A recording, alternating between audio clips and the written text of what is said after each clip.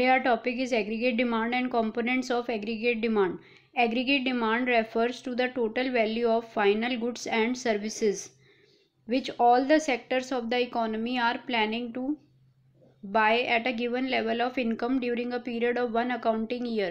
Aggregate demand वो value of final goods and services होती है जो कि all the sector of the economy, सारे सेक्टर्स इकोनॉमी के बाय करने का प्लान कर रहे हैं, plan at a given level of income. अब जब हमने पिछले साल माइक्रो पढ़ी थी, माइक्रो में डिमांड था, तो डिमांड एक इंडिविजुअल की डिमांड होती है, लेकिन यहाँ पे एग्रीगेट डिमांड की बात हो रही है, यानी कि all the sectors of the economy, सारे सेक्टर्स की जो डिमांड है, तो इसलिए इसको एग्रीगेट डिमांड कहते हैं।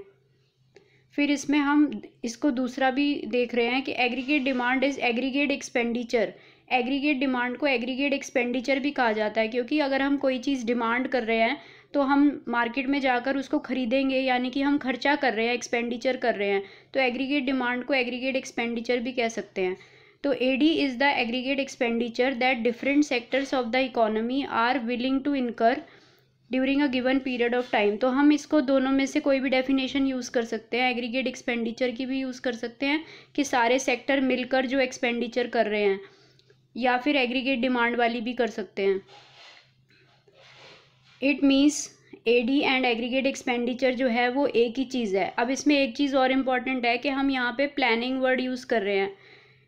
Aggregate expenditure refer to planned expenditure and not actual expenditure. तो ये ज़रूरी है प्लानिंग वर्ड लिखना, क्योंकि ये प्लान्ड है, एक्चुअल नहीं है। ये प्लानिंग, हम किसी चीज़ की प्लानिंग करते हैं और एक्चुअल में वो कुछ और होता है, तो यहाँ पे प्लानिंग वर्ड यूज़ हो रहा है कि ये goods and services sectors plan कर रहे हैं, एक्चुअल में ज़रूरी नहीं है वो खरीदेंगे। तो इसकी डेफिनेशन वैसे तो इतनी याद करनी है, लेकिन एग्रीगेट एक्सपेंडिचर वाली डेफिनेशन भी लिख सकते हैं, दोनों एक ही चीज़ है। अब एग्रीगेट एक्सपेंडिचर यानी कि जो टोटल खर्चा होता है वो कौन कौन करता है? हाउस होल्ड करते हैं, हाउस होल्ड मतलब हम लोग, फर्म्स करती हैं, गवर्नमेंट करती है, and rest of the world यानी कि फॉरेन अब्रॉड से जो एक्सपोर्ट इंपोर्ट होता है वो। अब नेक्स्ट इसमें है कंपोनेंट्स ऑफ एग्रीगेट डिमांड, यानी कि जो एग्रीगेट डिमांड सारे सेक्टर्स मिलकर जो डिमांड कर रहे हैं वो कहाँ कहाँ से आती है। First is household private consumption expenditure, जिसको सी भी कहते हैं। It refers to total expenditure incurred by household, जो भी हाउस होल्ड खर्चा करते हैं on purchase of goods and services.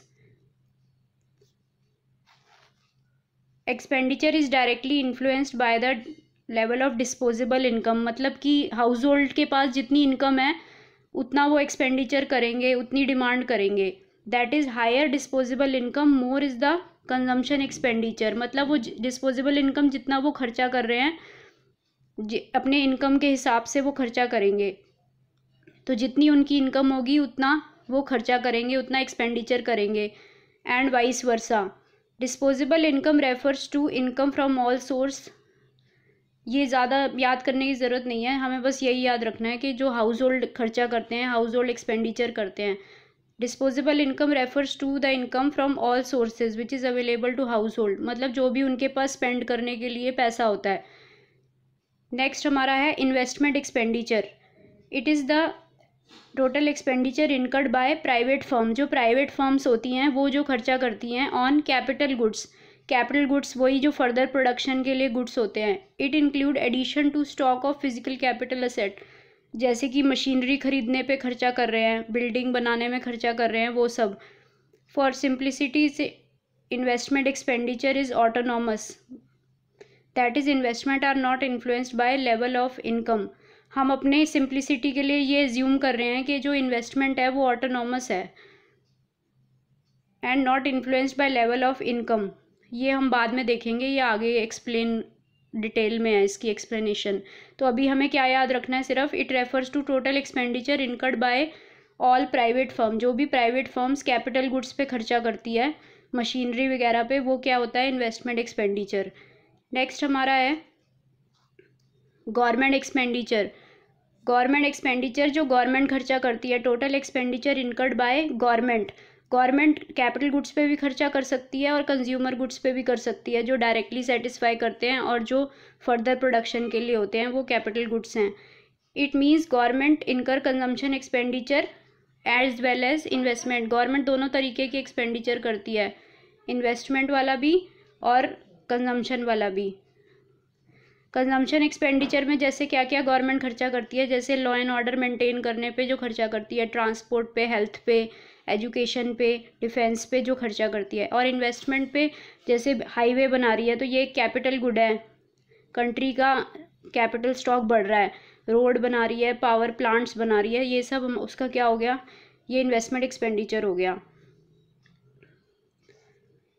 Next is, और इसमें एक चीज़ और लिखी है कि गवर्नमेंट जो खर्चा करती है वो ज़्यादातर सोशल वेलफेयर के लिए ही करती है।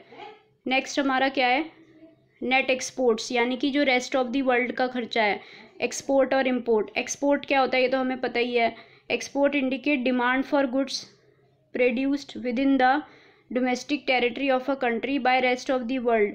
जो बाहर की कंट्री हमारी कंट्री से खरीदती है उसको एक्सपोर्ट कहते हैं, और इम्पोर्ट जो हम बाहर की कंट्री से खरीदते हैं। The difference between export and import, जब हम एक्सपोर्ट को इम्पोर्ट से माइनस करते हैं तो क्या आता है हमारा, नेट एक्सपोर्ट्स। तो ये इसके क्या हो गए, कंपोनेंट्स। तो क्या क्या कंपोनेंट्स हैं एडी के, एक तो सी यानी कि प्राइवेट कंजम्पशन एक्सपेंडिचर जो हाउस होल्ड करते हैं, इन्वेस्टमेंट एक्सपेंडिचर जो प्राइवेट फर्म्स करती हैं कैपिटल गुड्स पे, गवर्नमेंट जो खर्चा करती है, गवर्नमेंट दोनों पे खर्चा करती है, कंजम्पशन गुड्स पे भी और कैपिटल गुड्स पे भी। और net export, export minus import. तो हमारा एडी क्या हो गया, C plus I plus G plus X minus M. X minus M मतलब एक्स हमारा एक्सपोर्ट्स होता है और एम हमारा इम्पोर्ट्स होता है, तो एक्स माइनस एम मतलब नेट एक्सपोर्ट्स। लेकिन हमारे सिलेबस में सिर्फ ये दो कंपोनेंट्स हैं, लेकिन जब पेपर में कंपोनेंट्स पूछे जाएंगे तब तो हमें ये सारे लिखने हैं। लेकिन आगे जो हम एक्सप्लेनेशन कर रहे हैं वो सिर्फ दो कंपोनेंट्स को लेकर कर रहे हैं, AD equal to C plus I, यानी कि हम गवर्नमेंट और नेट एक्सपोर्ट्स नहीं ले रहे हैं, सिर्फ हम क्या लेंगे, सी प्लस आई।